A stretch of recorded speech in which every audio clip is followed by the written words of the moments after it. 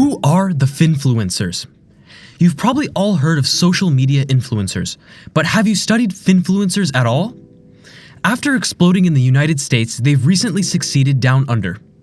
They use their online profiles to offer wide audience tips on money management, real estate purchases, and investments.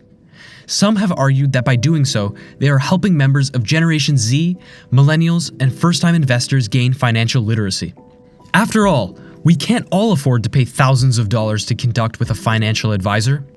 But unfortunately, one of the worst things that can be said about them is that they push a particular brand or product for their financial gain. So beware of the financial advice you might find while perusing Instagram or TikTok. It might not be in your best interests. So, what is the point of this discussion? This video dives in depth to learn what you should keep in mind as you swipe through the material of Finfluencer. What the Finfluencer thinks. Increased participation in the stock market by millennial and Gen Z investors has been linked to the rise of influencers. According to estimates, about 435,000 first-time stock buyers entered the market last year. According to investment trends, only 18% were older than 39, while 49% were in that age range. More than 400 million people have viewed content with the hashtag #FinTalk on TikTok thanks to the efforts of Finfluencers like Queenie Tan. In comparison, #StockTalk has garnered 1.4 billion views, #Crypto has received 4.38 billion, and #Cryptocurrency has received 1.68 billion. Miss Tan is doing well enough to have quit her marketing job to focus on creating her online investment content, even though she does not have a finance degree and is not a licensed financial advisor. She explains, "I saw many people struggling financially last year during COVID, so I started my YouTube channel then. I didn't grow up with a lot of money, and I thought it was important to tell other people about the things I've learned over the past few years," the author says.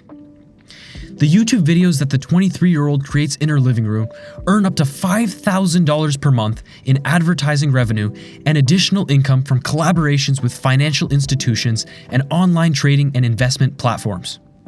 She has amassed over 400,000 TikTok views and 17,900 YouTube subscribers. Miss Tan, like many other Finfluencers, is careful to qualify her online statements. She even goes so far as to explicitly state that she is not a financial advisor and that the information presented in one of her videos should not be construed as such. She also frequently consults the Australian Taxation Office and moneysmart.gov.au, two federal government resources.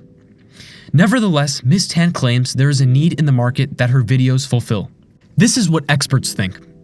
According to Angel Zong, a senior lecturer in finance at RMIT, while the vast majority of Australian Finfluencers do act responsibly, the phenomenon is not without its downsides. She claims that scams, in particular pump and dump schemes, are commonplace on the internet and are primarily spread by people in the United States. When someone exits a stock or cryptocurrency to increase trading volume, they are engaged in a practice known as pump and dump, like what happened with Dogecoin. Scammers wait for the share price to rise, then sell their shares at a ridiculously high markup. To invest in cryptocurrencies, she says, "I've seen people encouraging their followers to borrow on a specific lending platform, or I've seen people encouraging some of the followers to quit their job and become a full-time day trader, both of which are extremely risky moves." The governing body ASIC has also noticed this problem. It has recently encouraged younger investors to report scammers engaging in pump and dump schemes and users who offer unlicensed financial advice. ASIC claims it has evidence of complaints about Australians using social media but does not elaborate. Dr. Zong claims that the most recent advice regarding online investment discussions was introduced in 2007. She also points out that platforms like Instagram, where stories are temporary and disappear after 24 hours, make regulation difficult. She worries that ASIC will inevitably fall behind the times. Even the Finfluencers want some answers. Financial influencers are wary of crossing into the territory of providing illegal financial advice. For example, Alex Nikolic, better known as Broke Girl Wealth on TikTok and Instagram, is also a corporate attorney.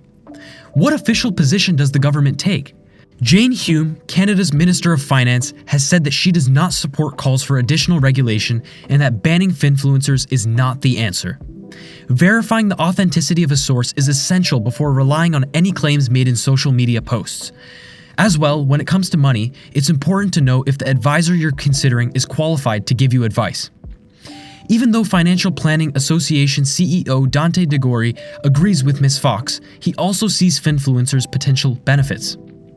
According to him, the vast majority aren't breaking the law. There is some good for people being engaged in their finances, he says, if it encourages people to do further research on the internet and perhaps even eventually with a trained professional. Do like, share, and subscribe, and comment if being a Finfluencer is something that you would wish to do. See you in the next video.